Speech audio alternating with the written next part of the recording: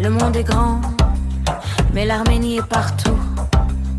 Voici votre nouveau rendez-vous, le Petit Arménie, présenté par Linda Yalman. Bonjour à toutes et à tous et bienvenue dans cette nouvelle édition des Petites Arménies. Alors, nous entrons d'abord dans une question que beaucoup de gens doivent se poser. Pourquoi le Noël arménien est célébré le 6 janvier ? Alors, dans quelques jours, on le sait, le 6 janvier, les Arméniens célébreront Noël. Si cette date surprend parfois, ce n'est ni un décalage, ni une exception tardive. C'est au contraire la forme la plus ancienne de la célébration chrétienne de Noël. À l'origine, dans les premiers siècles du christianisme, la naissance du Christ n'était pas célébrée le 25 décembre, elle l'était le 6 janvier, jour de la théophanie, c'est-à-dire de la manifestation du Christ au monde, qui réunissait à la fois sa naissance, son baptême et sa révélation divine. Au IVe siècle, l'Empire romain adopte progressivement le 25 décembre, notamment pour remplacer les fêtes païennes du solstice d'hiver. Mais l'Église arménienne, devenue officiellement chrétienne dès 301, n'a jamais adopté ce changement. Elle a conservé la date originelle du 6 janvier, fidèle à la tradition primitive, sans rupture ni réforme ultérieure. C'est pourquoi aujourd'hui encore, l'Église apostolique arménienne célèbre en un seul jour la nativité et la théophanie. Pour les Arméniens, ce n'est pas une différence symbolique, c'est un choix de continuité historique. À l'approche de ce 6 janvier, les communautés arméniennes du monde entier entrent dans un temps où malgré les distances et les exils, on célèbre selon le même calendrier, les mêmes rites, les mêmes mots. Et c'est dans ce contexte que nous vous proposons de faire un tour du monde des petites Arménies. Et nous commencerons d'emblée par la Turquie. En Turquie, l'actualité arménienne de la fin de l'année ne se limite pas à un chiffre. Officiellement, les autorités évoquent environ 60 000 Arméniens, principalement concentrés à Istanbul. Mais ce chiffre est administratif. Il ne raconte ni les absences, ni les silences, ni les mémoires effacées, ni surtout les récits tus pendant des générations qui refont surface aujourd'hui par touches prudentes. Entre fin novembre et début janvier, le patriarcat arménien de Constantinople a été au centre de plusieurs actualités. Le patriarche Saak II Machalian a présidé les offices de l'Avent et préparé les célébrations du Noël arménien, tout en réunissant les fondations communautaires. La presse communautaire souligne cependant une réalité persistante. La vie ecclésiale et patrimoniale reste étroitement encadrée par l'État, notamment en matière de gestion des biens et de rénovation. À Kumkapı, Feriköy, Üsküdar ou Kuzguncuk, les messes de fin d'année ont rassemblé des fidèles parfois venus de loin, preuve que malgré l'érosion démographique, l'église demeure un point d'ancrage identitaire. La Turquie compte aujourd'hui 16 écoles arméniennes, toutes à Istanbul. Fin novembre, Agos et Jamanak publiaient plusieurs enquêtes sur la baisse du nombre d'élèves, la difficulté à recruter des enseignants arménophones et la pression du programme national turc sur l'enseignement de la langue arménienne. Et je tiens à préciser sur l'enseignement de la langue arménienne occidentale. À Getronagan, Essayan et Kalfayan, des clubs de théâtre bilingues et des cours du soir pour adultes ont été renforcés. L'enjeu est clair. Sauvegarder l'arménien occidental dans un cadre qui ne le protège pas.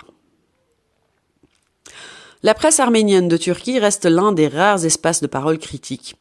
Elle a largement relayé les débats sur la restauration d'églises arméniennes présentées comme patrimoine turc sans reconnaissance historique, l'avancement des travaux à Sulp-Giragos à Diyarbakir et la cartographie citoyenne des vestiges arméniens à Van, à Kars et à Erzurum.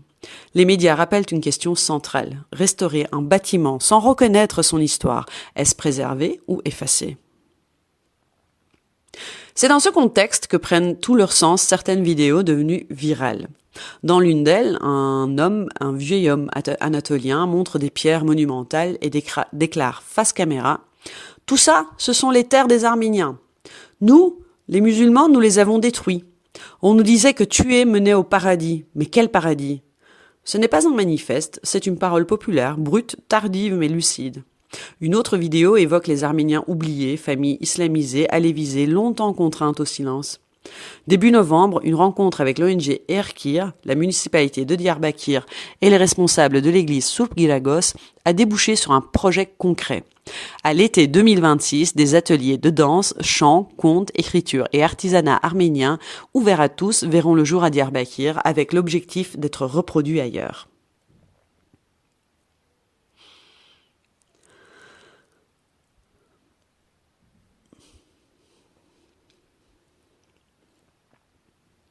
Je reviens également sur la première vidéo. Alors c'est donc une mémoire anatolienne. Donc cet homme musulman se tient dans un paysage de pierres et de ruines. Il montre des blocs immenses. Il s'interroge à voix haute. Comment ces pierres ont-elles pu être déplacées sans machine, sans grue, sans engin moderne? Puis il cesse de décrire et commence à nommer. Il affirme que ces lieux étaient ceux des Arméniens, que leurs œuvres sont encore là, que leur disparition ne fut ni naturelle ni accidentelle. Et il prononce cette phrase simple, frontale. Nous les avons détruits. On nous disait qu'en tuant, on irait au paradis. Mais quel paradis? Il parle de ce que racontaient ses grands-parents, de la violence normalisée, du silence transmis. Il évoque aussi un tabou rarement formulé publiquement. La peur du retour, liée au titre de propriété, encore au nom des anciens habitants. C'est une mémoire populaire tardive, exprimée sans filtre, sans revendication politique, mais avec une lucidité complètement désarmante. Depuis la mi-novembre, elle circule comme une fissure dans le récit dominant, souvent accompagnée d'un commentaire. Parlons maintenant de la liberté d'expression. À la même période, donc fin novembre, l'actualité a rappelé que cette parole reste juridiquement fragile. La journaliste Tuğçe Yılmaz, éditrice du site Bianet, est poursuivie en vertu de l'article 301 pour un reportage donnant la parole à de jeunes Arméniens de Turquie, dans lequel le génocide arménien était mentionné. Son procès, ouvert début décembre et ajourné à avril 2026, a été suivi de près par la presse arménienne. Sans entrer dans le détail juridique, l'affaire rappelle une réalité simple. Même lorsque la parole est posée, documentée, journalistique, certains sujets restent risqués à nommer. L'actualité arménienne en Turquie est donc visuelle, orale, elle est incarnée par une église qui continue sans s'exposer, une école qui transmet à la marge, des vidéos qui osent dire ce que beaucoup taisent, et un projet culturel qui transforme la mémoire en geste vivant. À l'approche du 6 janvier, le Noël arménien, la communauté ne se montre pas, elle persiste. Et parfois, persister suffit à faire événement. Allons maintenant au Liban. Au Liban, la présence arménienne n'est pas une survivance marginale. Elle est structurelle, historique, visible et pourtant aujourd'hui profondément fragilisée. Depuis la mi-novembre, l'actualité arménienne libanaise ne s'est pas construite autour de grands événements spectaculaires, mais autour d'une même question posée partout, parfois à voix basse. Comment tenir quand tout vacille ? Les Arméniens du Liban sont majoritairement les descendants directs des survivants du génocide de 1915. Arrivés par vagues successives, ils ont bâti à Beyrouth, à Bourjamoud et à Anjar une société complète. Écoles, églises, presse, partis politiques, associations culturelles et sportives. Pendant des décennies, le Liban a été le centre intellectuel et politique de la diaspora arménienne du Moyen-Orient, parfois même du monde. Mais cette centralité est aujourd'hui mise à l'épreuve. Entre fin novembre et décembre, les églises arméniennes du Liban, apostoliques, catholiques et évangéliques, ont intensifié leur rôle social. À Beyrouth et à Bourjamoud, les paroisses ne sont plus seulement des lieux de culte, elles sont devenues des points de soutien communautaire, distribution d'aide, soutien scolaire, aide aux familles les plus précarisées. Fin novembre, la première église évangélique arménienne de Beyrouth a inauguré la Aharonian Hall en hommage au révérend Ovanes P. Aharonian. Ce lieu n'est pas qu'un bâtiment, il se veut un espace de dialogue, d'éducation et de cohésion dans un contexte où l'émigration fragilise les cadres communautaires. La question des écoles arméniennes, elle, est au cœur des préoccupations. Le quotidien Astak et l'hebdomadaire Massis ont consacré plusieurs dossiers à un même constat. L'inflation galopante, les salaires des enseignants devenus insuffisants et surtout les familles contraintes de retirer leurs enfants des écoles privées arméniennes. Certaines écoles arméniennes fonctionnent aujourd'hui en dessous de leur seuil de viabilité. Pourtant, les directions refusent de céder. Maintenir l'école, c'est maintenir la langue, la mémoire, la continuité.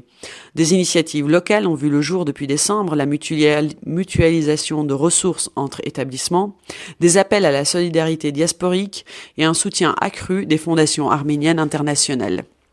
Mais la situation reste critique. Au Liban, la presse arménienne demeure l'un des derniers espaces de réflexion collective. Astak, le plus ancien quotidien arménien du Moyen-Orient, publiait le 10 novembre puis à nouveau en décembre plusieurs analyses sur la résilience économique et éducative de la communauté. Le ton est lucide, parfois inquiet, jamais catastrophique. Les articles interrogent l'exode des jeunes, la perte d'influence politique, mais aussi la capacité historique de la communauté à se réinventer. Les Arméniens du Liban savent que le pays traverse une crise structurelle durable, que la communauté n'est plus à l'abri, que l'émigration est une tentation réelle. Mais ils savent aussi une chose, le Liban n'est pas un simple lieu de passage, il est une terre de reconstruction arménienne, forgée dans l'exil, consolidée dans la durée. À l'approche du 6 janvier, beaucoup s'interrogent moins sur l'avenir lointain que sur la continuité immédiate. Tenir une école ouverte, maintenir une paroisse active, imprimer un journal de plus. Parfois, résister ne signifie pas vaincre, ça signifie rester. Et chez les voisins, nous sommes à peu près à la même situation, c'est-à-dire en Syrie. En Syrie, la Syrie qui comptait jusqu'en 2011 environ 80 000 âmes, qui était aussi l'une des plus importantes communautés arméniennes du Moyen-Orient, notamment à Alep, à Damas, à Kessap et à Kamishli. Alep qui était un centre majeur, école, église, presse, associations culturelles et des héritières directes des rescapés du génocide de 1915. Mais la guerre a tout bouleversé. Aujourd'hui, il resterait moins de 15 000 Arméniens en Syrie, souvent âgés, parfois isolés et toujours vulnérables. Malgré tout cela, le Noël arménien se prépare également en Syrie. Passons chez les voisins, qui préparent également la Noël arménienne, mais sous une autre forme de tension, les Arméniens d'Israël. En Israël, l'actualité arménienne ne se lit pas dans les communiqués. Elle se vit dans un quartier, dans des écoles, dans des églises et dans des gestes quotidiens. On estime qu'entre 5 000 et 6 000 Arméniens vivent aujourd'hui en Israël et dans les territoires palestiniens. La majorité est concentrée à Jérusalem, mais d'autres communautés existent ailleurs, souvent plus discrètes, parfois absentes des radars médiatiques. À Jérusalem, la présence sécuritaire autour du quartier arménien est souvent présentée comme une mesure de protection. Mais sur le terrain, le ressenti est bien plus complexe et parfois inverse. Depuis plus d'1 an, les habitations du quartier arménien décrivent un harcèlement quasi quotidien, principalement de la part de groupes ultra-orthodoxes juifs, actifs dans et autour de la vieille ville. Les faits sont connus des résidents, insultes répétées, crachats sur les religions tenues, intimidation verbale, gestes provocateurs devant les églises et parfois des dégradations mineures. Rien de spectaculaire, mais suffisamment régulier pour créer une pression permanente. Ce harcèlement n'est pas clandestin, il se fait à visage ouvert en plein jour, souvent devant témoins. Et c'est là que le malaise s'installe, car lorsque les forces de l'ordre sont présentes, ce qui est de plus en plus fréquent, elles sont perçues par la communauté arménienne moins comme une protection que comme un dispositif de contrôle. Des religieux et des habitants racontent la même chose. Les policiers observent, mais n'interviennent quasiment jamais. En revanche, ils contrôlent les déplacements, régulent les rassemblements arméniens et surveillent étroitement les entrées et sorties du quartier. Autrement dit, la sécurité est là, mais elle ne protège pas celui qui est vulnérable.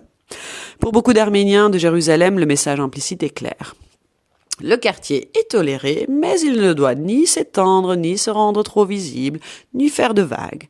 Dans ce contexte, l'affaire du Coast Garden prend une autre dimension. Ce terrain, contesté par la communauté arménienne, est convoité dans un environnement où la pression démographique et idéologique est forte. Et pour les habitants, le lien est évident. Le harcèlement quotidien, la pression foncière et la surveillance sécuritaire font partie d'un même écosystème. Ça me fait un petit peu penser à ce qui se passe également à Istanbul. Passons maintenant au chapitre Europe, en France, notamment à Paris, en région parisienne, où l'arménité ne se contente pas de se souvenir. Elle publie, elle débat et elle fabrique du lien. À Alfortville, la maison de la culture arménienne a marqué la fin novembre avec une édition anniversaire, les 20 ans d'encre vive, Armen Livre, du 27 au 30 novembre 2025. L'événement ne se limite pas à un salon, il s'affiche comme une vitrine de la littérature arménienne au long cours avec une logique de transmission, rencontres, dédicaces, entretiens, autour d'œuvres phares. Dans l'esprit, on est à la fois sur du patrimoine écrit et sur de l'actualité. Au Royaume-Uni, continue toujours l'exposition à la British Library, Britannia High, et qui sera toujours là jusqu'au 22 février. Et donc voilà, je termine aujourd'hui assez brièvement l'édition des Petites Arménies, et tous ceux auxquels je n'aurais pas eu le plaisir de pouvoir souhaiter une merveilleuse année 2026, eh bien je vous souhaite une merveilleuse année 2026 de la part de Belgaï, de la part de moi-même personnellement, et un merveilleux réveillon de Noël pour ceux qui le fêtent encore le 6 janvier. À bientôt dans les Petites Arménies sur Belgaï.